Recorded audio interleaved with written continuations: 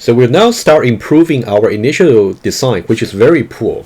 And let's just remind ourselves, from the previous part of the lecture, we said that, for example, for each of the 3 issues that we identified, both the supplier and the clients should be blamed. And you can review actually in your notes about why they should be both blamed. So client may be blamed and supplier might be blamed. So how can we fix this? In version number 2, we're going to do the following fix. We're going to introduce something called precondition. Basically, the idea would be we want to make sure, as far as the supplier's method is concerned, we want to be more explicit about, in order for me as a supplier to serve you, the clients, there's certain condition that the client must satisfy. For example, when the client passes the input value into the constructor, it must be strictly positive. So that's kind of the precondition we want to introduce. I also call that surface condition. Okay. So let's go to the slides, and then let's now start talking about the version number 2 by adding precondition. Before we do that, let's define what precondition is. So preconditions of a method. So preconditions are at the units of each method. So for every method that you design later, you should always think about what should be the circumstances under which the method should provide service. So preconditions specify the precise circumstances under which that the method can be executed or to serve its purpose. Okay, surface condition. And then let's just get you warm up for precondition. And then before I show you the relation between preconditions versus exceptions that you learn in Java, I can tell you that they are not quite the same. Before I tell you precisely why so, why don't you think about it yourself before you can pause the video to think about it before I show you precisely how they are different. They're related but not identical. So let's say, for example, in order for the supplier of divide to actually serve the division, so what should be the precondition? What would be the surface condition? Okay, so it should be that the divisor over here, should be the divisor over here, the second argument should be non-zero. Okay, so y should not be equal to 0. In case where y is equal to 0, there should be some error. But for now, whenever you think about preconditions, always think about positively. Think about, in order for the supplier to provide a service, what should be the condition under which the service can be guaranteed? Okay, what about, okay, we talked about binary search before, so now what should be the precondition for binary search? The answer should be the array should be sorted. Okay, so that's also something we talked about previously when we talk about the obligation for the clients, right? And then what about for those of you who actually took 2011, I'm not too sure if your previous instructor covered the so-called topological sort for a graph, right? For example, if you got a graph of course prerequisites, and then based on the graph, you can do some so-called topological sort to figure out what can be the valid sequence for taking the courses. Or for those of you who took or have taken 3111, the algorithm course, eventually you will encounter this. But anyway, this little quiz is only for those of you who know what the topological sort is. Okay, so what should be the precondition for the topological sort supplier to provide the service? It should be that the graph should be a DAG, D-A-G, directed acyclic graph. Okay, if you haven't learned about topological sort or DAG before, no worries. You might encounter that later in your further study. Okay, so this slide here, we just illustrated what preconditions are. Again, I will write it down more precisely a little bit later. Preconditions are really surface condition. So now I want to contrast preconditions with what you learned before in Java as exceptions. So let me just tell you what a relationship is, and then I will illustrate it on the iPad. So now the best we can do to really approximate preconditions is by encode preconditions as exceptions. And somehow exceptions are the logical negations of preconditions. So that's a little bit more like a formal writing, but intuitively thinking this way. Preconditions are the condition under which you can serve. Exceptions are conditions where you cannot serve or you will generate an error. So they are kind of the opposite to each other. More formally, they're logical negation of each other. So let me just give you one example here. Let's just go back to one of the example about divide. We said before, in order for divide to actually serve, the second argument, the divisor over here, should be non-zero. Should be non-zero. That's a precondition. However, when we talk about exception, under what circumstance should you actually throw the division by zero exception? It is when y is equal to 0. And then y is equal to 0 is exactly the logical negation of the precondition. So now let me illustrate this more precisely, just to summarize. And then the other two examples would be just obvious.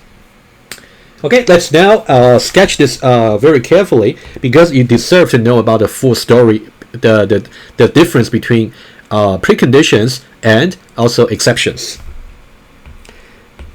So now we want to know about the difference between preconditions versus exceptions.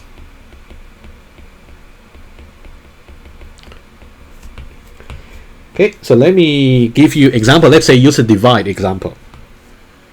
And let me divide it over here so we can talk about each on one side.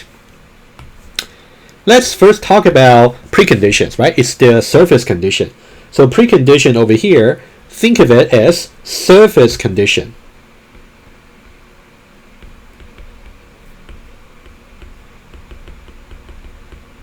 Okay.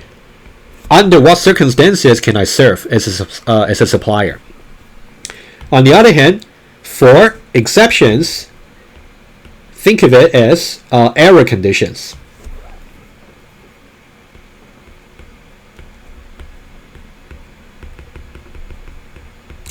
Under what circumstances should I not be able to serve and give an error to the clients, right? Because the client should be blamed. He gave me something that's not possible to process. Let's see exactly how we can put this into context. Okay, we will try to define two versions of the supplier. On the one hand, we want the supplier to specify preconditions. On the other hand, we want the supplier to specify exceptional conditions. Let's talk about precondition first. The way to do this in Java, as you learned in the previous Java course, is using the @precon tag in Javadoc. Let's say the following. Let's say we say divide. Let's assume we're already in the context of the supplier class. Let me now write it just to save time. So if divide, so we got integer x, and also we got integer y. And of course, you have some implementation over here, and the way to encode the precondition is by including the Javadoc, right? Remember for Javadoc, something like this. So you would say @precon. So in this case, under what circumstances can I provide a service for divide? In that case, I would say y should not be equal to 0, right? That would be the surface condition. Of course, you also need to specify the parameters, the param in the Javadoc for x and y. Let me just omit that for now. So this guy over here is the precondition. Okay, y is not equal to 0. And let's look at, on the other hand, how can we create another version of the supplier where we are actually trying to encode the logical negations of the preconditions as exceptions. The way to do it is like this. Let me just use this. Divide, the same method but different version of the supplier. So integer x and also integer y. Okay, and then again we have Javadoc over here. So now it might throw exceptions when errors actually occur. So we'd say @throws. Let's say if you refer back to the slides, we actually said division by 0 exception, right? So I would say division by 0 exception. Okay, just to be short, assuming that it exists. If y is equal to 0, that's a Javadoc. Of course, we have to encode it in order for that to take effect at the runtime. So what I would do here is to say if y is equal to 0, that means I'm going to throw new.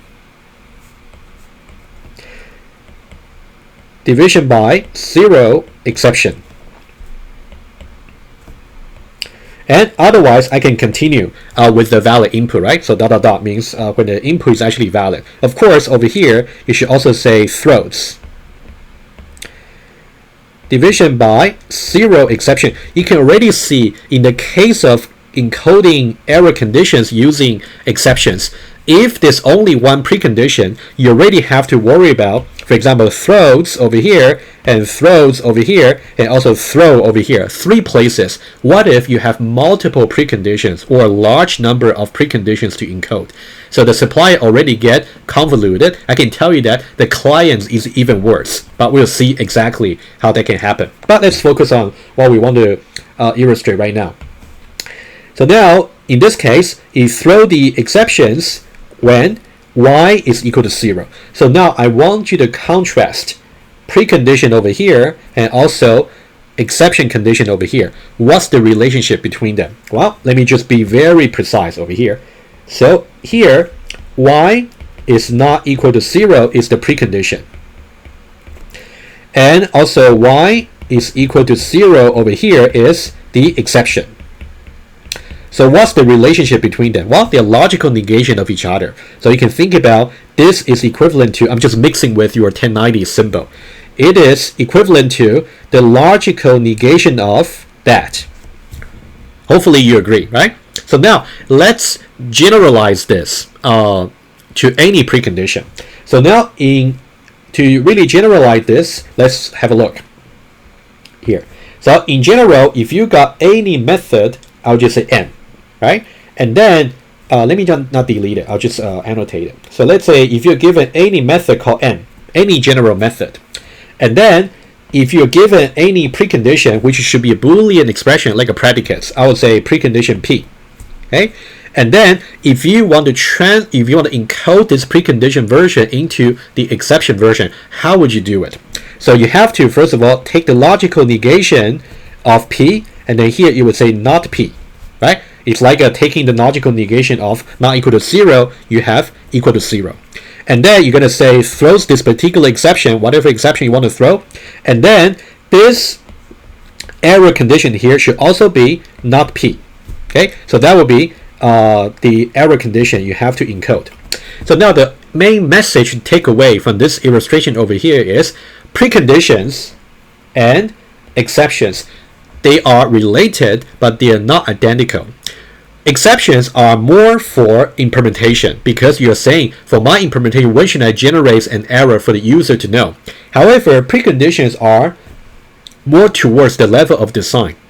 Whenever you think about design by contracts, how you can clarify the obligations between the clients and the supplier, you should always think about in terms of precondition. In order for the supplier to actually provide any service, under what circumstances should they provide a service? That should be the service condition, namely the precondition. Okay, so exception will be the unfortunate scaffolding we have to build in Java in order to approximate it. But later on, we're going to see it would be very nice if there's such a design language that will allow us to specify the precondition directly rather than always taking the logical negation to approximate them. Okay, we'll see IFO can actually support this. Okay, let me go back to the slides over here, and then that's about it. So now for the binary search, what should be the error condition? Well, it should be the error condition when the array over here, the input array, is not sorted, and the corresponding precondition is the array should be sorted. Again, it's a logical negation. And then similarly, what about topological sort? It will be an error condition. You'll be an error if it's not a DAG, it's not directed, or it's not acyclic.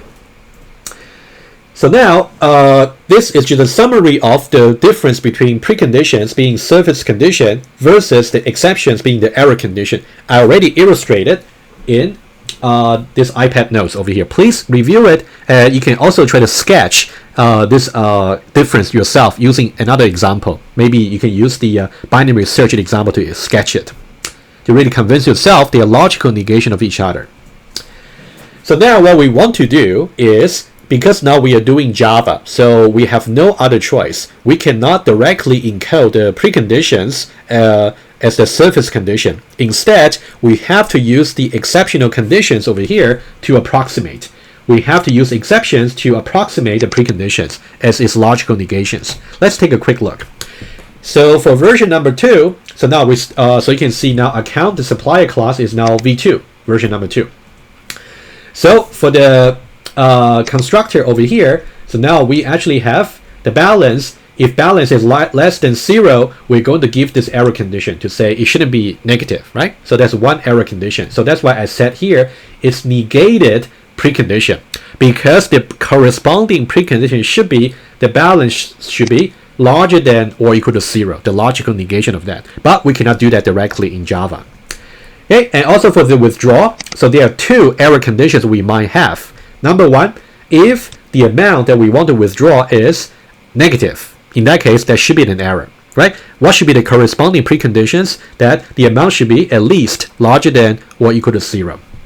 And for line 13, I propose this particular exception condition here. I'm saying if the balance is actually less than the amount, for example, let's say if the current balance is $100, meaning that I got only $100 in my account, but I'm trying to withdraw something that's strictly larger, for example, 200. In that case, it should be an error. However, for those of you who might be thinking ahead, is there anything wrong? Is there any problematic scenario that might be allowed by the exception condition in line 13? Think about it. There might be not. So I'm posing this question to you. Think about it. I'll revisit this point in a moment.